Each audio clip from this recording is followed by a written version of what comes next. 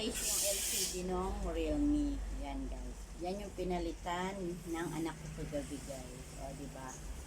Inayos niyo yun kasi rust dahil kailangan ng bata. O yan guys. Ito yung LCD niyan sira. Sira na siya. Kaya pinalitan niya ng bago. Kaya ito na ngayon yung cellphone. Mukha na siyang bago ulit. Diba guys? Yan o.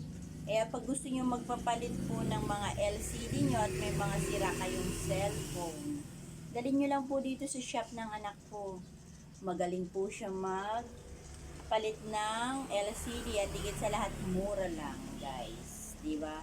Sa Maynila guys, 2K hanggang pataas depende sa unit ng cellphone natin, diba? Alam nyo yan, kung kayo taga Maynila, alam nyo ang price sa Maynila. Dito guys, sa anak ko, marami kayong pring matatanggap at higit sa lahat,